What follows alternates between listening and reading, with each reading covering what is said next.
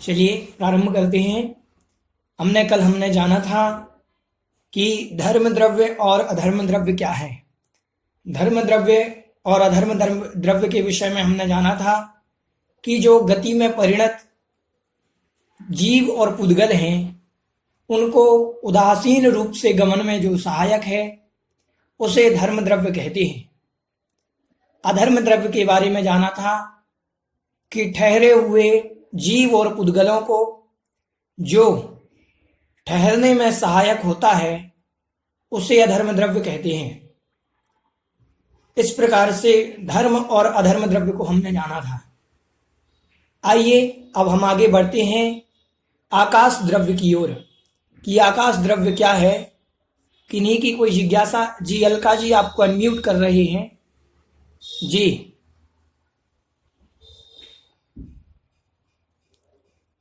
अलका जी आपकी कोई जिज्ञासा है क्या? आपको अनम्यूट कर दिया।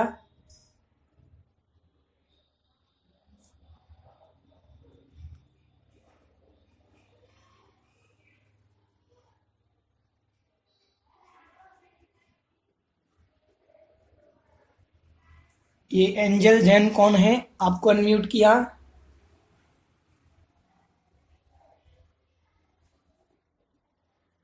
चलिए आगे देखते हैं। मेरी आवाज आ रही है आप तक?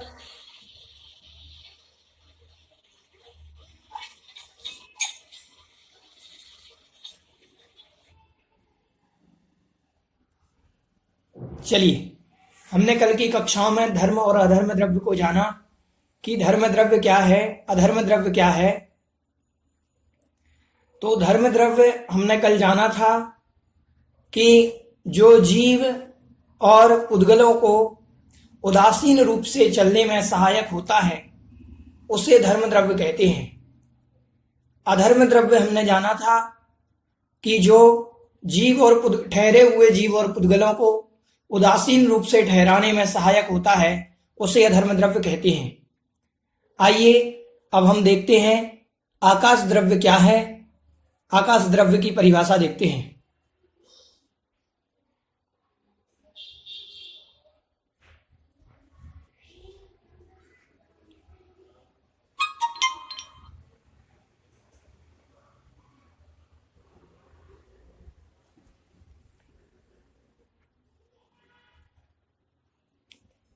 आइए आकाश द्रव्य गाथा का उच्चारण करेंगे। सबसे पहले अवगास दान जोगम, अवगास दान जोगम, अवगास दान जोगम, जीवादीनं वियाणयायासम,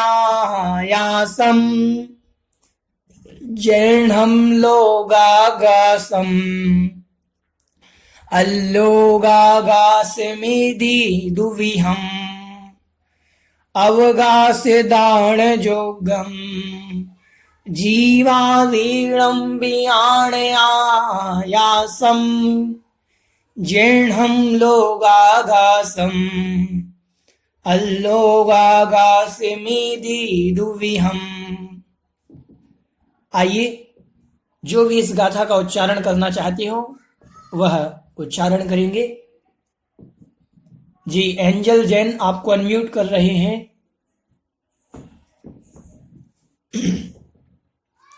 जी एंजल जैन आपको अनम्यूट किया, गाथा का उच्चारण करें। अवगास दान जोगम, जीवादिनं व्यान आयासम, जैनम लोगागासम, अल्लोगागासमेधि दुविहम। बहुत बढ़िया, बहुत बढ़िया। चलिए मधु जी मेहता आपको अनम्यूट कर रहे हैं। मधु जी मेहता आपको अनम्यूट किया।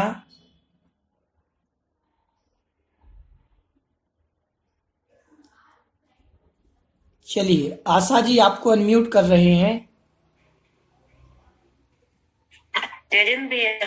जी दाने जोगम, जीवादिनं व्यान आयासम, जैनम लोगागासम, अल्लोगागसमिति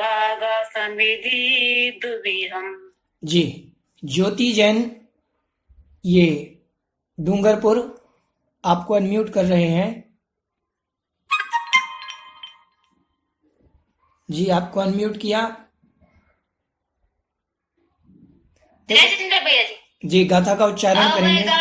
अवगादानजोगं जीवादीनं पियाण आयासं जन्हं लोगागासं अल्लोगागास समीदिदुविहम्। चलिए, अलका जी आपको अनम्यूट कर रहे हैं। अवगास दान जोगम जीवादीनं व्याण आयासं जिन्नं लोगागासं अल्लोगागासमिति दुविहम्। चलिए, आइए अब हम गाथा का अर्थ देखते हैं।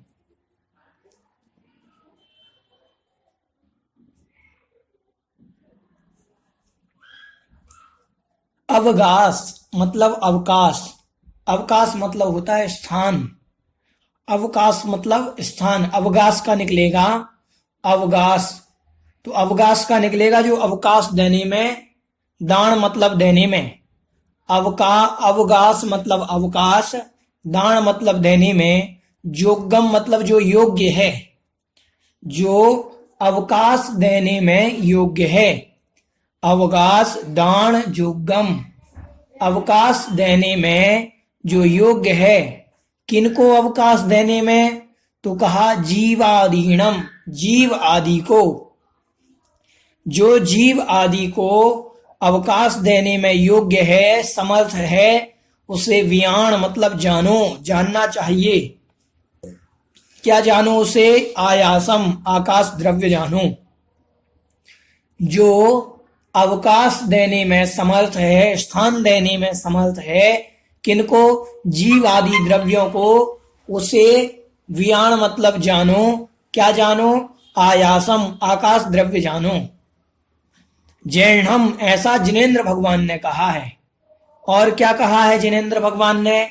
कि लोगागासम, लोकाकाश, और अल्लोगागासम इति, अल्लोगागासम इति, अल्लोगागास इति, लोकाकाश और अलोकाकाश इति दुविहम, दो प्रकार का, दो प्रकार का वह आकाश द्रव्य है, लोकाकाश और अलोकाकाश। समझ में आया? जो आकाश देने, अवकाश देने में, स्थान देने में जो समर्थ है, दान मतलब देने में, योगम मतलब योग्य है, समर्थ है, किसको? जीवादि अन्य द्रव्यों को, जीवादि द्रव्यों को जो अवकाश देने में समर्थ है, उसे आकाश द्रव्य जानो। ऐसा जिनेन्द्र भगवान ने कहा है कि वह लोकाकाश और अलोकाकाश इस प्रकार से दो भेद वाला है, दुविहम मतलब दो भेद वाला है। आइए भावार्थ देखते हैं इसका। आकाश द्रव्य रूपादि रहित, अमूर्त, अखंड, निष्क्रिय एवं सर्वव्यापक है। आकाश द्रव्य रूप आदि से रहित है, दिखता नहीं है, रूप रसगंध वर्ण उसका स्वभाव नहीं है, अमूर्तक है, अखंड है, उसके कोई टुकड़े नहीं है, अखंड है पूरा एक। अमूर्त मतलब अमूर्तक है, निष्क्रिय मतलब क्रियावान नहीं है, कोई हलन चलन कोई ऐसी क्रिया नहीं करता, और सर्वव्यापक द्रव्य है। यह लोक और अलोक के भेद से दो भागों में विभक्त है, मतलब बांटा गया है। यद्यपि दो भागों में विभक्त है, मतलब दो भागों में यह है। यद्यपि जीव और पुद्गल भी एक दूसरे को अवकाश देते हैं, परंतु सबका आधार आकाश ही है। जीव और पुद्गल एक दूसरे को अवकाश देते हैं, लेकिन फिर भी उन सबका आधार आकाश द्रव्य ही समझना चाहिए। ठीक है? इस गाथा संबंधी किसी की कोई जिज्ञासा? ये हैंड रेस किए हुए हैं एंजल जी।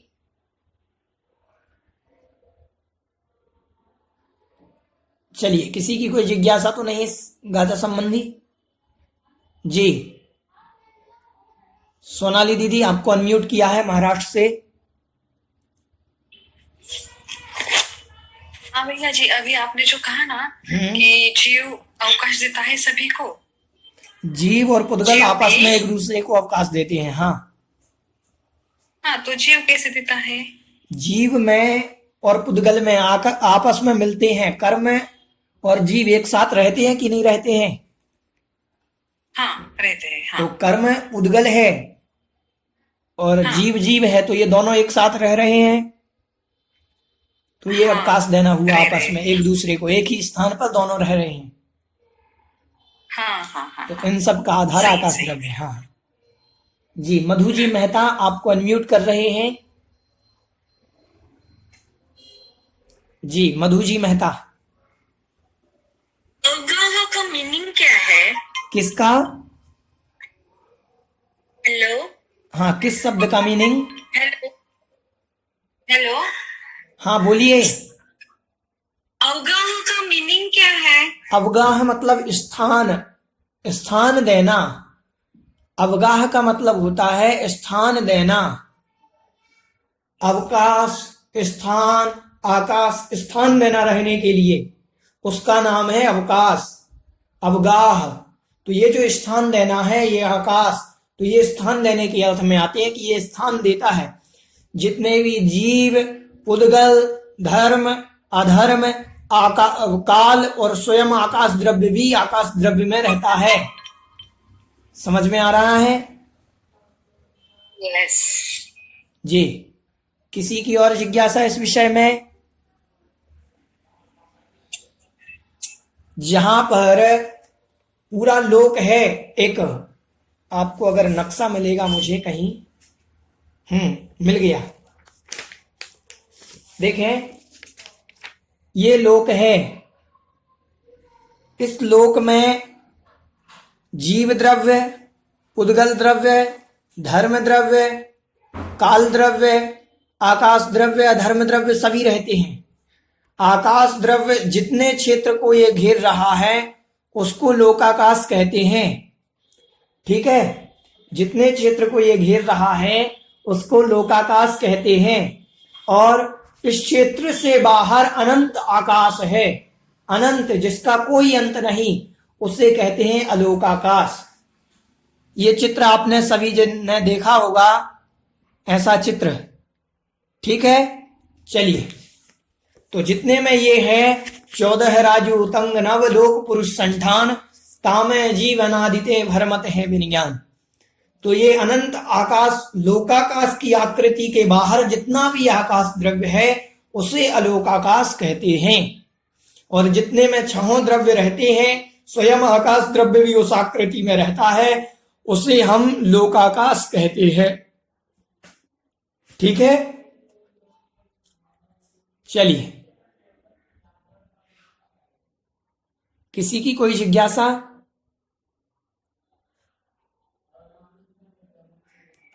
जी, चलिए अब आगे देखते हैं हम।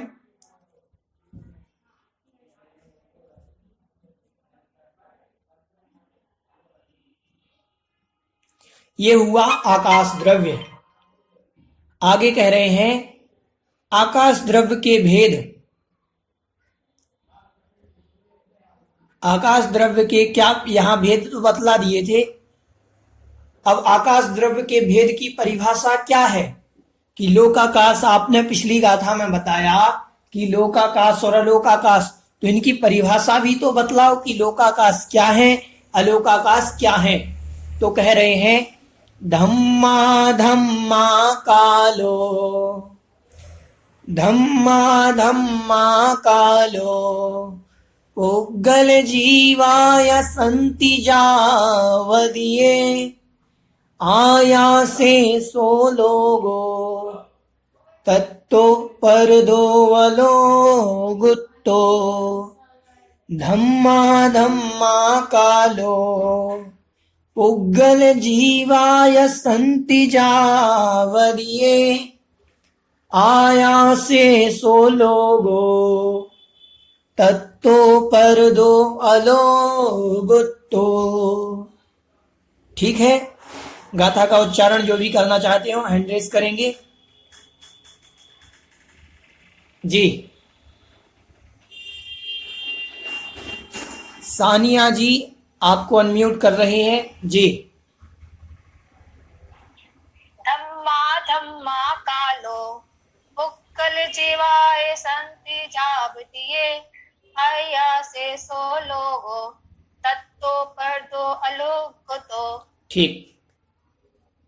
अर्चना जी कोटा आपको अनम्यूट कर रहे हैं।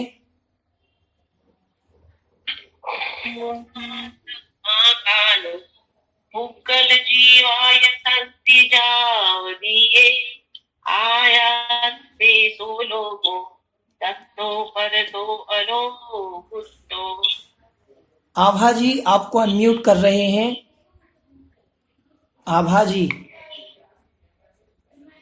धम्मा धम्मा कालो पुक्कल जीवाय संति जावदिये आया से सो लोगो तत्तो पर दो अलोकुतो। ललिता जी आपको अनम्यूट कर रहे हैं। धम्मा धम्मा कालो पुग्गल जीवाय संति जावदिये आया से सो लोगो तत्तो पर दो अलोगुत्तो। चलिए ठीक। अभी यहाँ पर उन्हीं को मौका दिया जा रहा है उच्चारण करने का जिन्होंने अभी किया नहीं है। जो लोग डेली करते हैं उनके लिए मौका नहीं दिया जा रहा है। 7-8 नाम आ जाते हैं तो मैं कुछ ही लोगों को मौका दे रहा हूँ। चलिए आइए अब हम गाथा का अर्थ देखते हैं।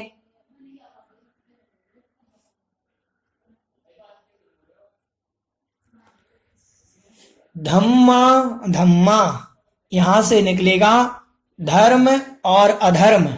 धम्म अधम्मा तो धर्म द्रव्य और अधर्म द्रव्य। कालो काल द्रव्य। पुग्गल पुद्गल द्रव्य। जीवा जीव द्रव्य या मतलब और जीव द्रव्य। धर्म द्रव्य अधर्म द्रव्य काल द्रव्य पुद्गल द्रव्य और जीव द्रव्य। संति मतलब होते हैं। जावदिये मतलब जितने। आयासे आकाश में।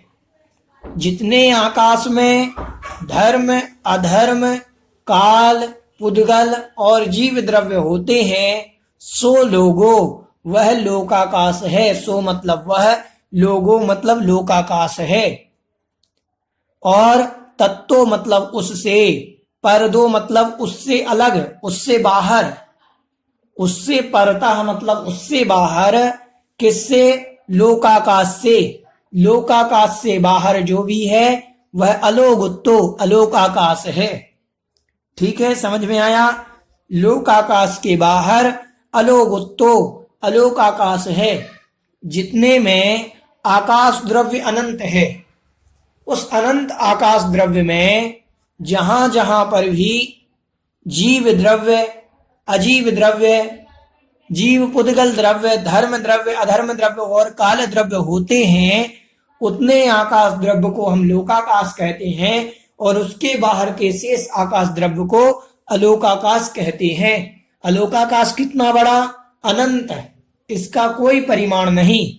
ठीक है, चलिए भावार्थ देखते हैं इसका।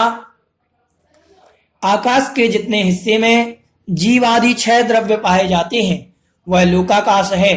जैन दर्शन के अनुसार लोकाकाश संपूर्ण आकाश के मध्य भाग में दोनों पैर फैलाकर कमर पर हाथ रखकर, दोनों पैर फैला लिए कमर पर हाथ रखकर खड़े हुए मनुष्य के आकार के समान है। यह 14 राजू ऊंचा और 7 राजू चौड़ा है। अधा मध्य और ऊर्ध्व 3 भागों में विभक्त लोक सब ओर से बात वलियों से घिरा हुआ है। नीचे के भाग में 7 नरक कटी प्रदेश जहां हम सब अवस्थित हैं। कटी प्रदेश मध्यलोक जिसे जहां हम अवस्थित हैं उसे मध्यलोक कहते हैं। इससे ऊपर 16 स्वर्ग 9 गिरेवे 9 अनुदेश 5 अनुत्तर हैं। आगे कह रहे हैं उससे ऊपर लोक के अग्रभाग पर मोक्ष स्थान है जहां पहुंचकर मुक्त आत्माएं ठहर जाती हैं। आगे गति का हेतु धर्म द्रव्य का अभाव होने के कारण इससे आगे नहीं बढ़ पाती। धर्म और अधर्म द्रव्य का जैसा आकार है वही लोक का आकार है। ठीक है, आइए अब हम थोड़ा सा समझते हैं। लोक कैसा है। लोक हमने अभी चित्र के माध्यम से देखा था, उस चित्र को हम दोबारा देख लेते हैं कि यह एक मनुष्य खड़ा है और मनुष्य के दोनों पैर फैला लिए मनुष्य ने। ये कमर है मनुष्य की और दोनों हाथों को कमर पर रखे हुए हैं। तो कंधे से लगा करके, आप कंधे से लगाएंगे तो दोनों पैर फैला करके खड़े होंगे तो लगभग ऐसी आकृति बनेगी। समझ रहे हैं। इस अधोलोक में यहां पर 7 नरक हैं, यहां पर मध्य लोक है बीच में जहां हम सभी रहते हैं। इस मध्यलोक में असंख्यात द्वीप और समुद्र हैं। इसी बीच में सुमेरु पर्वत है और उस सुमेरु पर्वत की परिक्रमा लगाता हुआ सूर्य, चंद्रमा, ग्रह, नक्षत्र, तारे, ये सब मध्यलोक के अंदर हैं। ठीक है। इसके ऊपर है स्वर्ग, स्वधर्म, ईशान, सनत कुमार, महेंद्र, ब्रह्म, ब्रह्मोत्तर, लांतव, कापिष्ट, शुक्र, महाशुक्र, सतार, सहस्रार, आनत, प्राणत, आरण, अच्युत, ऐसे ये 16 स्वर्ग हैं। फिर 9 अनुदिश, 5 अनुत्तर, 9 ग्रेवे, 9 अनुदिश, 5 अनुत्तर, इस प्रकार से यहां तक स्वर्ग। इसके बाद यहां पर सिद्धशिला और सिद्धशिला के ऊपर अंतिम बात वलय पर सिद्ध भगवान विराजमान होते हैं सबसे ऊपर। ये जो पॉइंट दिख रहा है, ये जो किनार बनी हुई है, ये जो कोना बना हुआ है, ये जो कोना है, ये 3 वात वलय हैं। इन वात वलयों के आधार पर ये पूरा लोक टिका हुआ है। यहां से लेकर के यहां तक की जो ऊंचाई है पूरी, इतनी जो ऊंचाई है, ये ऊंचाई 14 राजू है। ठीक है। 14 राजू में 7 राजू का अधोलोक और कुछ राजू कम ऊर्ध्वलोक, कुछ राजू कुछ कम 7 राजू मध्य ऊर्ध्वलोक है। इस प्रकार से ये 14 राजू है। ठीक है। अब ये अंदर गहरा भी है, ये अंदर गहरा भी है। गहरा कितना है? 7 राजू गहरा है। कितना गहरा है? 7 राजू गहरा है। यहां पर इसकी चौड़ाई, गहराई भी 7 है। यहां इसकी जो चौड़ाई है ये 7 राजू है। यहां पर जो है चौड़ाई 1 राजू है। यहां पर जो चौड़ाई है वो 5 राजू है और यहां पर जो सबसे ऊपर चौड़ाई है वो 1 राजू है। ठीक है। समझ में आया चित्र। इसी के अंदर 6 द्रव्य पाए जाते हैं। धम्मा धम्मा कालो पुग्गल जीवाय संति जावदिये आया से सो लोगो तत्तो पर दो अलोगुत्तो। पूरे अनंत आकाश में बहुत बड़ा आकाश है, उस अनंत आकाश के मध्य में ये लोक है और जितने में ये लोक है, जितने में ये द्रव्य पाए जाते हैं, इसको तो लोकाकाश कहते हैं और इसके बाहर जो अनंत आकाश है उसको अलोकाकाश कहते हैं। ठीक है। समझ में आया। चलिए, किसी की कोई जिज्ञासा इस विषय में? जी अलका जी आपको अनम्यूट कर रहे हैं। जी भैया जी एक बार नाप वापस से बता दीजिए। नाप एक बार देख लें आप। 14 राजू इसकी लंबाई टोटल, इसकी अंदर गहराई है 7 राजू, नीचे की जो चौड़ाई है ये 7 राजू, बीच में जो है ये 1 राजू, यहां जो है ये 5 राजू और यहां पर बीच में फिर 1 राजू। ठीक है। ठीक। चलिए, किसी की और जिज्ञासा इस विषय में? जी आशा जी आपको अनम्यूट कर रहे हैं। जी आशा जी। ये इस महाभारत में आया है ना कटी प्रदेश। कटी प्रदेश का मीन्स क्या होता है? कटी मतलब, प्रदेश का मीन्स क्या होता है? कटी मतलब देखो, कटी मतलब होता है कमर। कटी मतलब क्या होता है? कमर। जैसे ध्यान से सुनना, मैं खड़ा हो जाऊं अभी और खड़े होकर के दोनों हाथ कंधे पर रख लूं, एक मिनट,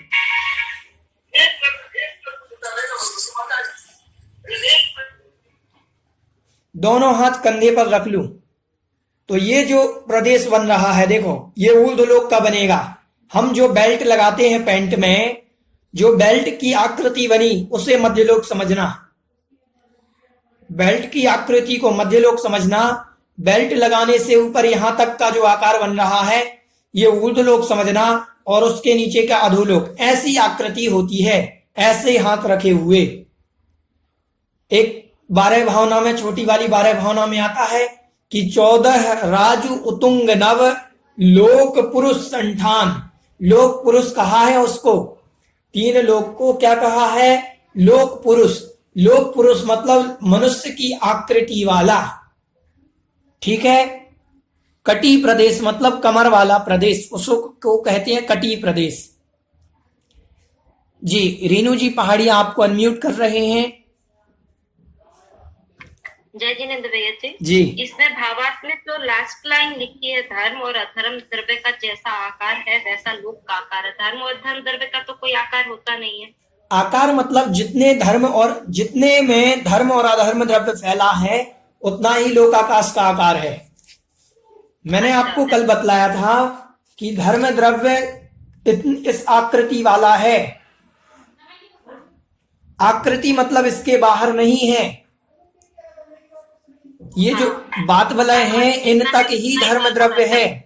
इसके अंदर पूरे, मैंने कहा था हर स्थान पर धर्म द्रव्य फैला हुआ है, मतलब तीनों लोकों में धर्म द्रव्य फैला हुआ है। तो उनके कहने का मतलब है जैसी आकृति धर्म द्रव्य की बनेगी वैसी आकृति अधर्म द्रव्य की बनेगी, वैसी ही आकृति लोकाकाश की बनेगी। ठीक है जी। हाँ चलिए जी, आपको अनम्यूट कर रहे हैं महाराष्ट्र से सोनाली दीदी। भैया जी आपने गहराई कितनी बताई? 7 राजू है? हाँ 7 राजू गहराई पूरी सब जगह? हाँ ऊपर से सब नीचे तक? नहीं, हाँ सब जगह। अंदर जो गहराई है, अंदर जो गहराई बनेगी वह 7 राजू बनेगी।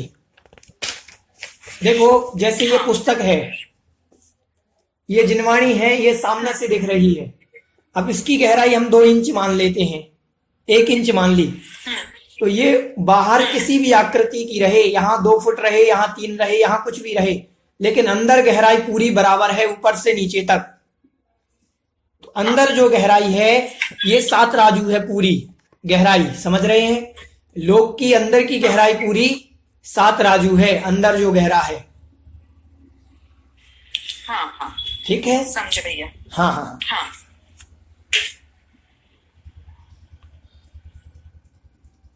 जी। स्मिता जी साहब आपको अनम्यूट कर रहे हैं।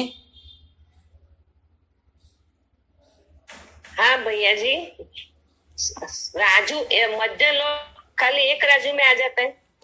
नहीं, मध्यलोक, राजू का मध्य कितना होता है? मध्यलोक एक राजू में नहीं आता। मध्यलोक तो राजू से कई गुना कम है। देखो मैं आपको बताता हूं, थोड़ा सा लिख लें आप, सभी लोग लिख लें। एक मिनट। हाँ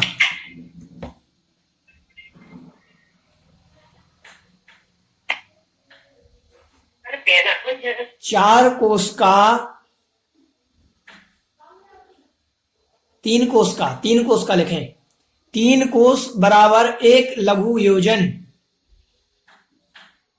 3 कोष बराबर 1 लघु योजन। 3 कोष, फिर से बोलिए भैया जी। 3 कोष बराबर 1 लघु योजन। हाँ, 1 योजन। लघु योजन, लघु योजन। 3 कोष बराबर 1 लघु योजन। अब इसमें लिखना है 1 कोष बराबर 3 किलोमीटर।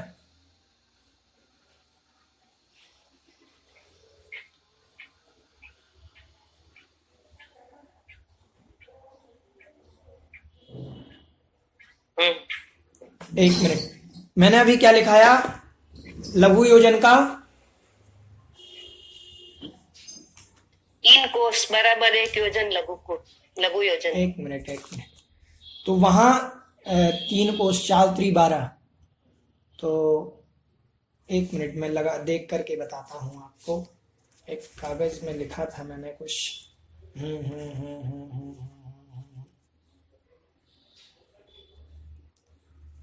यहां लिखें, एक बार आप फिर से लिख लें, थोड़ा सा गड़बड़ हो गया है। लिखें 4 कोस बराबर 1 लघु योजन। 4 कोस बराबर 1 लघु योजन।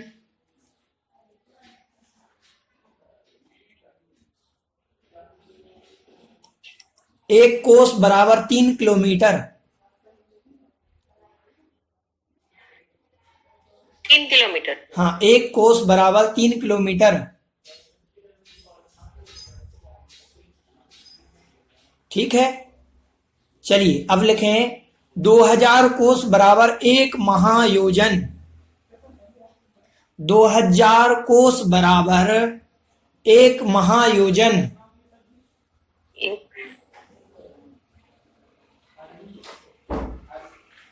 2000 कोस बराबर 1 महायोजन।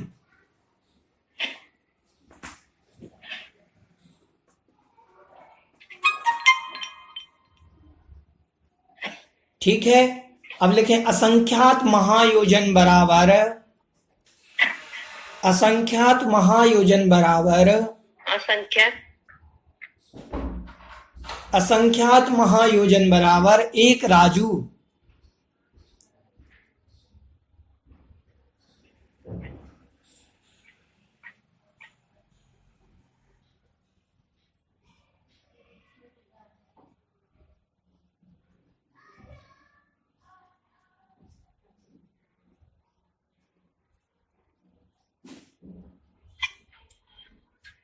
असंख्यात महायोजन बराबर 1 राजू। ठीक, चलिए अब कौन बताएगा कि 1 महायोजन में कितने किलोमीटर होते हैं? बताइए,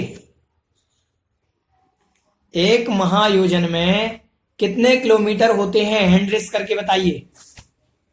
जी, सारिका जी कोटा,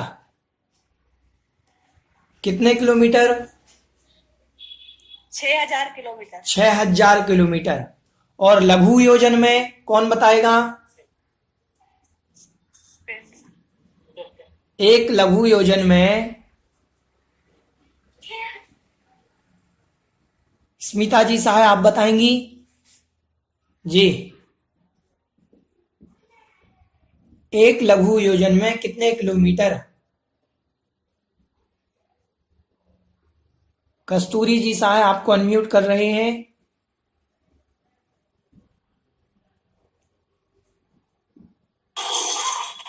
12 किलोमीटर। 12 किलोमीटर, ठीक, बहुत बढ़िया। चलिए अब देखते हैं अपन थोड़ा सा विशेष। लघु योजन जो है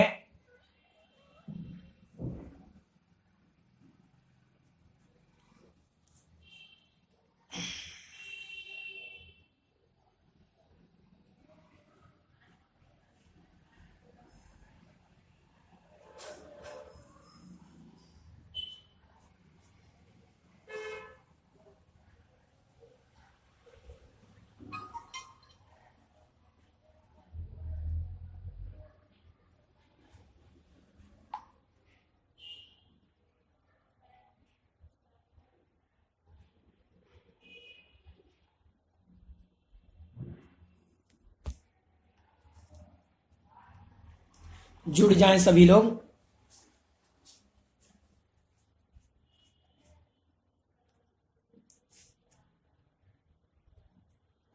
चलिए हम देख रहे थे लघु योजन और महायोजन। लघु योजन हुआ 12 किलोमीटर का, ठीक, 1 लघु योजन। और महायोजन हुआ 6000 किलोमीटर का। अगर यहां जो हम नाप देखते हैं, लोक की संरचना का जो नाप होता है, जैसे लोक की संरचना जहां नापी जाती है वो महायोजन के अंतर्गत आती है। अब समवसरण का नाप होगा कि दिव्य ध्वनि इतनी लंबी जा रही कि 1 योजन तक दूर सुनाई देती भगवान की वाणी, तो 1 योजन मतलब यहां लघु योजन लगाना। यहां क्या लगाना? लघु योजन। जैसे ऐरावत हाथी 1 लाख योजन वाला, तो उसको लगाना लघु योजन से। ठीक है। अब जब लोक का नाप होगा तो वो महायोजनों में लगाया जाएगा। लोक का जो नाप होता है कि सुमेरु पर्वत की ऊंचाई कितनी, इससे पटल की ऊंचाई कितनी, नरक के पटल की ऊंचाई, तो ये महायोजन के हिसाब से लगाया जाता है। ठीक है। अब 1 महायोजन 6000 किलोमीटर का है। ऐसे जब असंख्यात महायोजन मिलेंगे, कितने असंख्यात महायोजन मिलेंगे, तब एक राजू बनेगा। एक राजू असंख्यात महायोजनों का एक राजू बनता है। ठीक है। तो ऐसे 14 राजू ऊंचा है वह लोक। समझ में आया? किसी की कोई जिज्ञासा इस विषय में?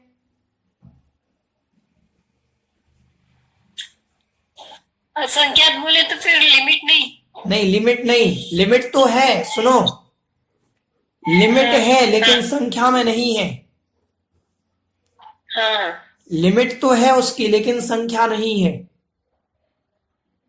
अनंत की लिमिट नहीं होती। अनंत में भी 3 प्रकार के अनंत, 2 प्रकार के अनंत होते हैं, एक सक्षय अनंत, एक अक्षय अनंत। जो सक्षय अनंत होता है उसका तो क्षय हो जाता है, मतलब उसका भी अंत है। जो अक्षय अनंत होता है उसका कोई अंत नहीं होता। ठीक है।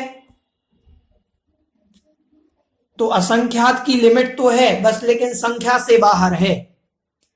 अलका जी आपको अनम्यूट कर रहे हैं जी, आपकी कोई जिज्ञासा? भैया जी हमारा डिस्कनेक्ट हो गया था, अभी आपने क्या बताया फिर से बता दीजिए। मैंने ये बतलाया है, प्रश्न आया था यहां पर कि असंख्यात मतलब जो है वह अनलिमिटेड हो गया, उसकी कोई नहीं लिमिट है उसकी। ये बतला रहे कि उसकी लिमिट तो होती है लेकिन वो हमारी संख्या से अनकाउंटेबल है, काउंट नहीं कर सकते। उसकी लिमिट तो है लेकिन काउंटेबल है, वो हमारे काउंटेबल नहीं है लेकिन लिमिट है, उसको असंख्यात कहते हैं। ठीक है। चलिए, किसी की और कोई जिज्ञासा इस विषय में?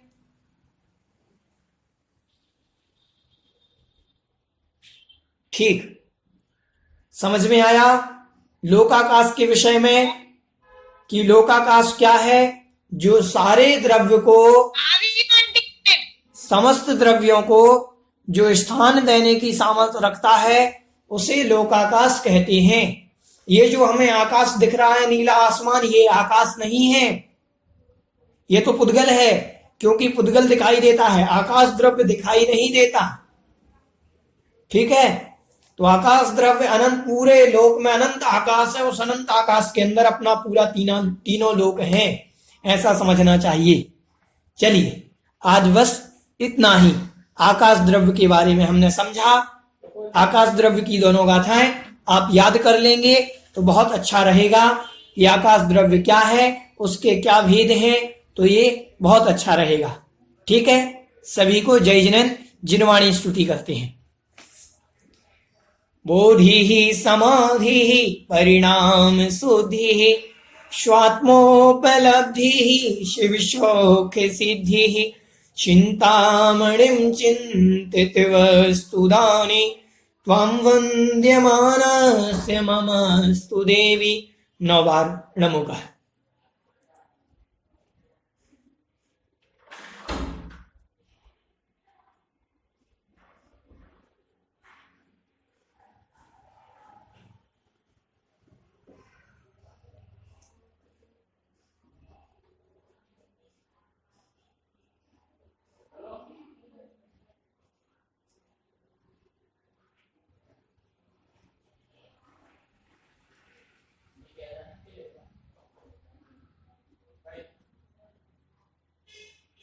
बोली जगत कल्याणी द्वादशांग निर्वाणी माता की जय।